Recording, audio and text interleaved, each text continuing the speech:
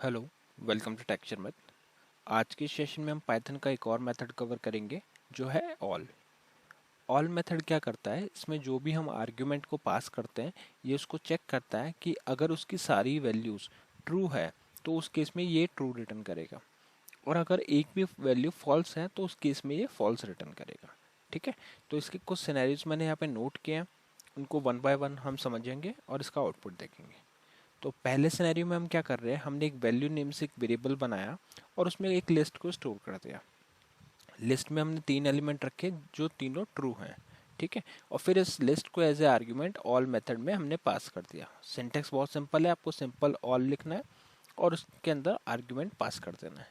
उसके बाद में हम रिजल्ट को प्रिंट कर रहे हैं जो आपको आउटपुट देगा। तो अब इसको चेक करने के लिए मैं यहाँ पे पाइथन प्रोग्राम रन करता हूँ। तो पाइथन स्पेस सेशन 58 डॉट पाई। ठीक है, तो उससे पहले मैं इसको सेव कर देता हूँ और अब मैं इसको रन कर रहा हूँ। तो जैसे मैंने इसको रन किया, इसने कुछ आउटपुट यहाँ पे प्रिंट किए। हम देखते हैं पहले सिनेरियो के लिए। इसको थोड़ा ड्रैग डाउन करते हैं। तो पहले सिनेरियो के लिए अगर मैं इसको स्क्रॉल अप करूँगा तो यहाँ पे आउटपुट मिल रहा है हमारे को ट्रू। वो इसलिए क्योंकि इस लिस्ट के जितने भी एलिमेंट हैं सभी ट्रू हैं। ठीक है, अब देखते हैं सेकंड सिनेरियो। सेकंड सिनेरियो में हम लिस्ट नहीं यूज़ करके टपल यूज़ कर रहे हैं, बट आप लिस्ट भी यूज़ कर सकते हो। ठीक है, तो इसमें क्या कर रहे हैं, टपल में पहला एलिमेंट ट्रू है, दूसरा फॉल्स है, तीसरा ट्रू है। तो अगर इसको आप चेक करोगे और मेथड से तो यहाँ पे रिटर्न करेगा फॉल्स। ठीक है, थर्ड सिनेरियो में क्या हमने यूज़ किया, हमने एक सेट यूज़ किया है। ठीक है, सेट के लिए क्या किया, 1 2 3 रखा, बट ये सभी नॉन नॉन फॉल्स वैल्यू है ना, ये ट्रू वैल्यू है। ठीक है, तो ट्रू वैल्यू है इसलिए यहाँ पे रिटर्न क्या आया हमारे पास, आउटपुट ट्रू। वैसे ही अगर आप फोर्थ सिनेरियो देखोगे तो यहाँ पे हम डिक्शनरी यूज़ कर रहे हैं। तो डिक्शनरी में पहली वैल्यू मैंने ट्रू रखी, दूसरी फॉल्स, तीसरी ट्रू। तो यहाँ पे हमारे पास जो वैल्यू आई वो आई फॉल्स, क्योंकि यहाँ पे अगर एक भी वैल्यू फॉल्स होगी तो उस केस में ऑल मेथड जो है वो फॉल्स ही रिटर्न करेगा।